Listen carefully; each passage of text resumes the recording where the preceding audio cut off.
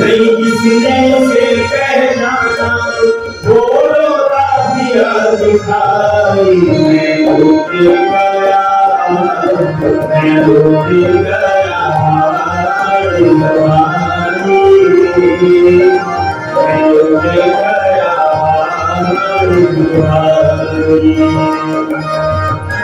लेकिन हम अपने कर्मों को अच्छा कैसे बनाएं? तो ऋषि कहते हैं यदि अपने जीवन को अच्छा बनाना चाहते हो तो अपना खान पान शुद्ध रखो, क्योंकि ईश्वर ने कहा आहार शुद्ध हो, सत्व शुद्धि, सत्व शुद्ध हो। पहले खान पान को ठीक रखना। अगर गलत पदार्थों को आपने खाना प्रारंभ कर दिया तो तुम्हारा जीवन भी निरर्थक हो जाएगा। पुराने अनपढ़ लोग जिनको हम कहते हैं ना, वो बड़े काम की बातें कहा करते थे, जैसा खाए अन्न वैसा बने मन। अब जैसा मन बन गया तो ईश्वर ने लिखा यन मनसा ध्याय की तद वाचा, जैसा हम मन में ध्यान करते हैं वैसा वाणी से बोलते हैं। अच्छा, मैं आपसे कहूँ जरा 5 मिनट माइक पर बोलो, तो क्या बोल सकते हैं? कहेंगे जी हमारे बस का नहीं, हम कभी माइक पर नहीं बोलते। और जब लड़ाई होती है तब कितनी देर बोलते हो? नॉन स्टॉप, रुकने की जगह नहीं मिलती। और धारा प्रवाह पंचम स्वर में बोलते हैं। तो ये लड़ाई कहां से सीखी आपने? एक दिन में सीखी? एक दिन में नहीं आई लड़ाई की। लड़ाई सीखने के लिए भी बहुत टाइम लगाना पड़ता है। व्यक्ति के मन में पहले द्वेष पैदा होता है, इसलिए तो हमें परमात्मा ने उपदेश दिया है योस्मान द्वेष्टि यम वयम विस्मस्तम भोजन। हम अपने मन से द्वेष को निकालें। पहले मन में द्वेष पैदा होता है और द्वेष पैदा होते ही मन कल्पना करने लगता है, इसने मुझे ये कहा है, अब की बार मिलने तो मैं ये करूंगा, वो ये कहेगा तो मैं ये करूंगा, वो ये कहेगा तो मैं ये कहूंगा। और मन में संकल्प विकल्प उठते रहते हैं। और जब जैसा जैसा मन में सोचते हैं, जब वो व्यक्ति सामने आता है तब मुंह से अपने आप निकलने प्रारंभ हो जाता है। फिर वाणी से बोलते हैं, और जब वाणी से सुनते सुनते मन भर जाता है, जगह नहीं रहती सुनने की, कान बंद कर देते हैं, जब सुने नहीं जाते तब क्या होता है, लाठी डंडा उठा करके हम लड़ना। लड़ाई एक दिन में नहीं होती, ध्यान रखना। यदि मन में द्वेष पैदा हो गया है तो आज नहीं तो चाहे 10 साल बाद वो लड़ाई होगी, कोई रोक नहीं सकता। और यदि मन से द्वेष को निकाल दिया तो जो लड़ाई हुई है वो भी समाप्त हो जाती है। इससे पता चलता है मन हमारे इन संकल्पों और विकल्पों का कारण बन जाता है। पर उससे भी पहले मन को शुद्ध बनाने के लिए क्या करें? जैसा खाए अन्न वैसा बने मन, और जैसा पिए पानी वैसी बोले वाणी।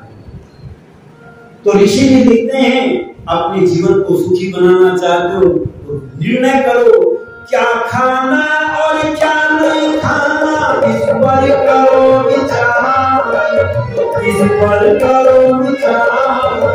क्या खाना और क्या नहीं खाना, इस पर करो विचार, इस पर करो विचार। काम से चीजों को कर शुद्ध करो, शुद्ध करो। समुद्र तापमान पर देश बिना मैं डूबी गया, मैं डूबी गया, मैं डूबी गया। सत्याग्रह नाश कराना, नहीं जिसने से पहचाना, बोलो मैं डूबी गया, मैं डूबी गया,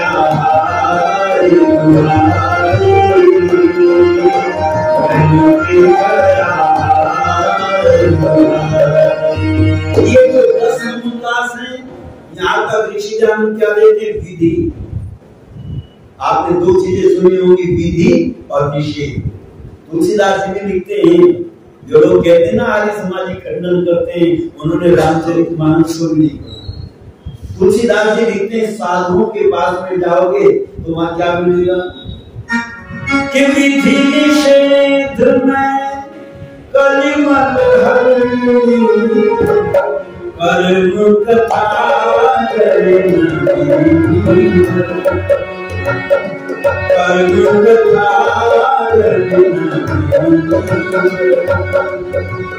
साधुओं के पास दो चीजें मिलेंगी, विधि क्या करना चाहिए और निषेध क्या नहीं करना चाहिए, और इन दोनों के बिना काम नहीं चलता। विधि भी बतानी पड़ती है और निषेध भी बताना पड़ता है। अच्छा, डॉक्टर के पास में जाते हो, डॉक्टर की तो नहीं करता, पर वैद्य कहीं कोई मिल जाए तो वैद्य के पास में जाओ और वो क्या करेंगे, वो दवाई देंगे, ये दवाई खाना, और उसके बाद कहेंगे ये परहेज करना। विधि क्या है? दवाई। जो रोग को ठीक करने की विधि है वो दवाई है, और परहेज क्या है? निषेध। ये मत खाओ, इसी वजह से तुम्हारी ये बीमारी पैदा हुई है, यदि इसको खाते रहोगे तो बीमारी बढ़ती चली जाएगी, इसलिए परहेज भी होता है। आज तो बताते हैं परहेज, बिना परहेज के भी दवाई। अच्छा, दो चीजें होती हैं, एक बाल्टी में छेद है, उसमें आप पानी भरना चाहते हो तो क्या करना पड़ेगा? पहले छेद को बंद करना पड़ेगा, और छेद खुला रहे और टोटी भी खुली रहे पानी की, जितना पानी आता उतना ही छेद से निकल जाता, वो बाल्टी कभी जीवन में नहीं भर सकती। इसलिए ऋषि लिखते हैं विधि और निषेध दोनों को जीवन में अपनाना पड़ेगा, जो क्या करना चाहिए क्या नहीं करना चाहिए। अब निषेध लिखते हैं, ऋषिदान कहते हैं जो जो मुझे वेद विरुद्ध बातें लिखी, चाहे कुरान में है, चाहे कुरान में है, चाहे बाइबल में है, चाहे तौरात में है, चाहे जबूर में है, चाहे इंजील में है, चाहे गुरु ग्रंथ साहब में है, चाहे रामचरितमानस में है, जो भी वेद के विरुद्ध है, वेद से उल्टा है, उसको मैंने खंडन किया है, अर्थात रोकने का प्रयत्न किया है, इन चीजों का समाज में प्रचार नहीं किया। तो पूछा वो क्या है? 11वें समुल्लास में खोली मत पंथों की पोल, मत पंथों की पोल। 11वें समुल्लास में खोली मत पंथों की पोल, मत पंथों की पोल। चार बात पर नाम पाठ का कर दिया पुस्तक को, कर दिया पुस्तक को। मत पंथों में कीड़ा भटकता छोड़ दे की बारी, मैं गया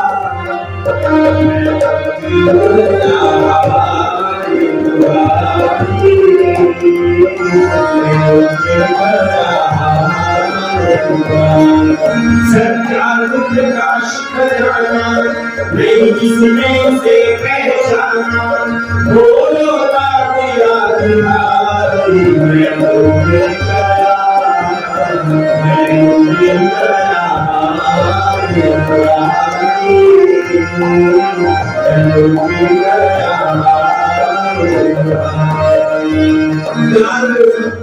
सबसे पहले उन्होंने चर्चा की चार वाक और वाग्मार्ग।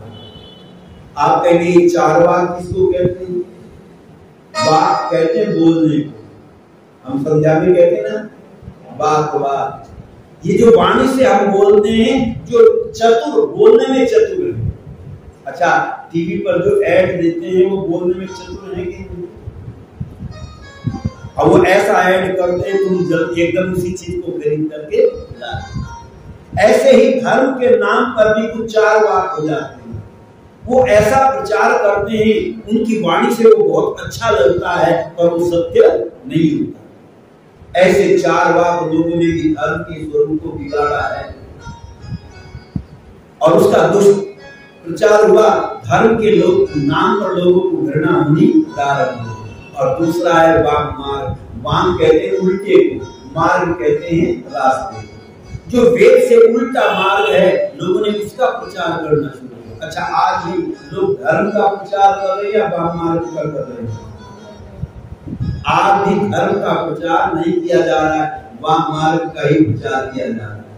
लेकिन वो वाक मार्ग क्या है, उसकी चर्चा विस्तार से करेंगे। पर उसके बाद में ईसाइयों के मत का खंडन किया कि खुदा का इकलौता बेटा क्यों ईसा को बतलाया, ईसा को बतलाया। खुदा का इकलौता बेटा क्यों ईसा को बतलाया, ईसा को बतलाया। और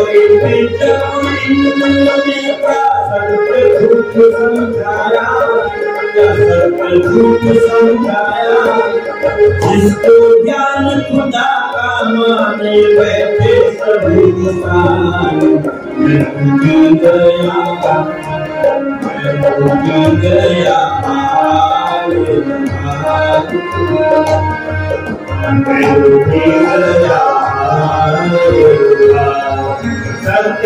प्रकाश खजाना नहीं किसने से पहचाना, होगा दिया दिखाई। मैं भूल गया, मैं भूल गया,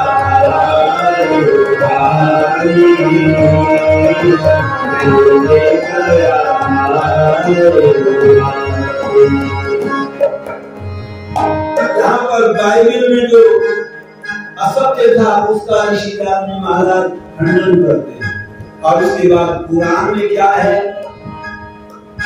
बहिष्ट के चक्कर में भोले भाइयों को बहकाया, भाइयों को बहकाया। बहिष्ट के चक्कर में भोले भाइयों को बहकाया, भाइयों को बहकाया। शराब की नहरें हितमा, शराब की नहरें हितमा, भूलों का लोभ दिखाया, भूलों का लोभ दिखाया। मस्जिद में पीने के लिए मुनादी करे मना।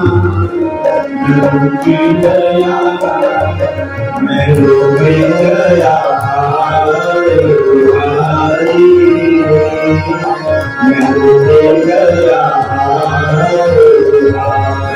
सत्यार्थ प्रकाश खजाना नहीं जिसने से पहचाना, होगा दिया दिखाई। मैं रुक गया, मैं रुक गया, मैं रुक गया। और ऋषिराम जी महाराज अंत में लिखते हैं, मेरा उद्देश्य किसी के दिल को दुखाना नहीं। जो जो मुझे सत्य लगा है मैंने उसको सत्य लिखा है, और जो जो असत्य लिखा उसको मैंने असत्य लिखा। कि नहीं मेरा उद्देश्य किसी के दिल को दुख पहुंचाना, दिल को दुख पहुंचाना। नहीं मेरा उद्देश्य किसी के दिल को दुख पहुंचाना, दिल को दुख पहुंचाना। लिखा वही जो सत्य शास्त्रों में है सत्य माना, में है सत्य माना। नरेश का सब बात सही थी, मैंने गर्भ धुलाई। मैं रुक गया, मैं रुक गया, मैं रुक गया।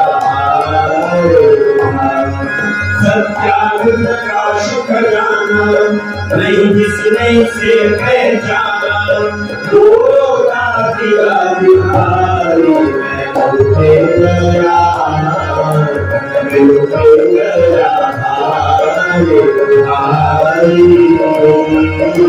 मैं रुक गया।